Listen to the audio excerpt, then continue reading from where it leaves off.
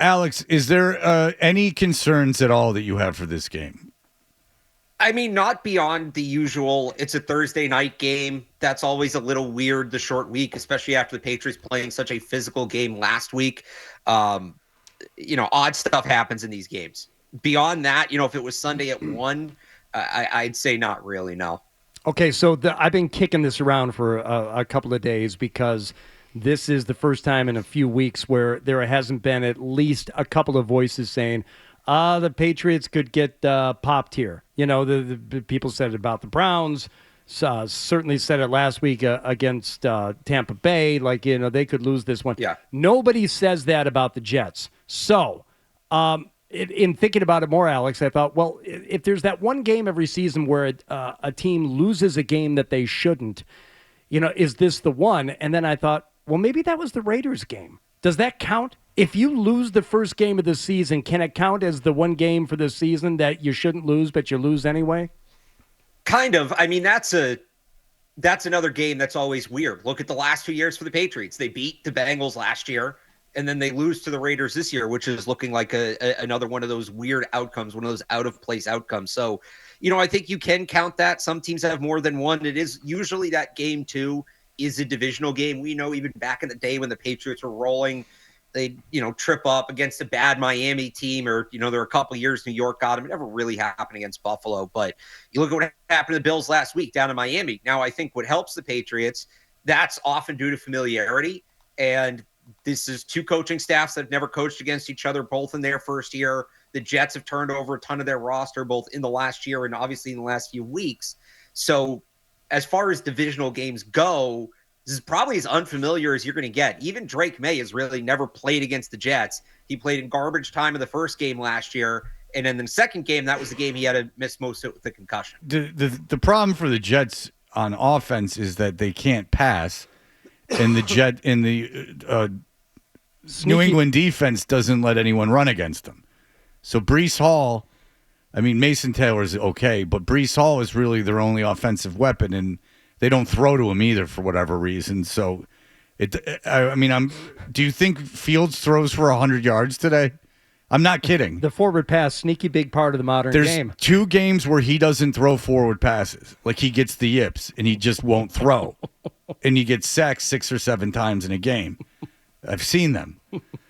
Do you think he'll have over 100 yards passing tonight? I'm not setting you up for anything. It's an honest question. No, Look, I know what you're saying. Look, I've brought up the stat this week that there was a game this year that the Jets as a team finished with negative 10 passing yards. Yes. So and they would have against Cleveland finished with 5 or negative yards if it wasn't for the screen pass to Hall that he broke for a 50-yard touchdown. So when the ball's kicked off tonight, they'll already have 10 more passing yards than they had in another game this year. If the Patriots get up big, it goes into garbage time. Could he? Sure. I do think Mason Taylor might do a little more than people are expecting, just because the Patriots have had trouble with tight ends. Now, a little more than people are expecting. I think he's averaging like 30, 40 yards a game. So does he get up into the 50s? Maybe. But I think the Jets are going to come out, try to run the ball with both of these guys. The Patriots' run defense is really good. Last week wasn't their best performance against Tampa. Stop coughing. Those were sneezes, and the proper thing to say is, God bless you. Oh, that's too close to slander. Go ahead. Go I'm ahead, sorry. Alex. I thought Tampa running backs last week, I was impressed that when the Patriots had the run hemmed in, they kind of found outlets to get out, and it wasn't necessarily breaking tackles, but just extending some of these runs. Hall's generally very good at that. So I think the Jets are going to, go strength on strength here and try to run the ball. But, does he get there maybe in the fourth quarter? I could see it. But I see where you're coming from. Like, it is, like you said, it's a real question. I'm going to just ask you, because I don't know anything about him. Have you dove into who these Jets receivers are at all? So Josh Reynolds has been in the league for a few years, kind of like a specific deep threat guy. He's only going to catch 1 or 2 passes a game. You hope it's a big one. Is he playing? Is Josh Reynolds going to play?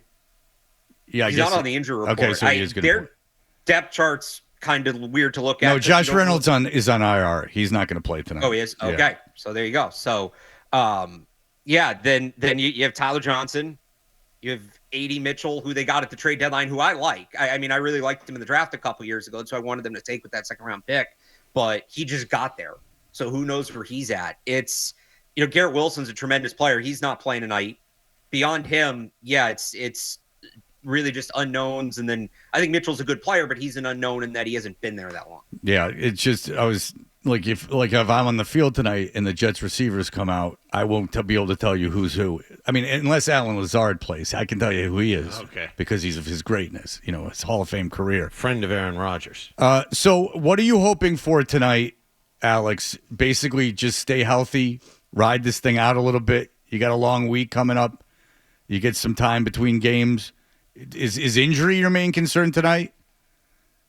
Injury's the main concern, and again, just don't let him hang around. Don't let it get weird. We saw the Patriots be on the other side of this game at times when they were struggling a couple years ago, which is, if it gets to be 10-0, 14-0, they just didn't have the offensive firepower to come back from that. So if you can get up early and force the Jets to play with one hand tied behind their back, then yeah, you just try to keep the clock running and get out healthy. How do you think they attack the Jets defense? There's not a lot of talent at corner. They have some edge rushers, but I don't know how great they are. Is there any concerns you have when the Patriots are on offense? So this one's a little more interesting because I think the matchup and just it being a Thursday night game does dictate running the ball a little more, but they're going to be without Ramondre Stevenson. They might be without Terrell Jennings. So that leaves you, if Jennings is out, with one healthy running back in Travion Henderson, a guy who's not at his best when he's used in a volume role. You're going to have one or two practice squad running backs probably in this game. How much do you lean on those guys? What if they go for 100 yards apiece? That would be something. Jonas Gray 2.0. That would be. Hopefully they have a horrible agent too. Oh yeah. Jonas Gray. Do you just throw the ball based on your personnel because it's that kind of matchup against the Jets? I think they'll do a little bit of everything. I am interested to see how they use the run game, and it is another big spot for Travion Henderson and seeing what he can do in a volume role. Yeah, it's going to be interesting to see how they want to go about this because there's no real reason to kill clock. That's the thing. Travion Henderson, outside the tackles, great. Inside the tackles, in a bulk role, 14, 15, 16 carries, you would expose him, I would think, to greater injury because he's not built for that.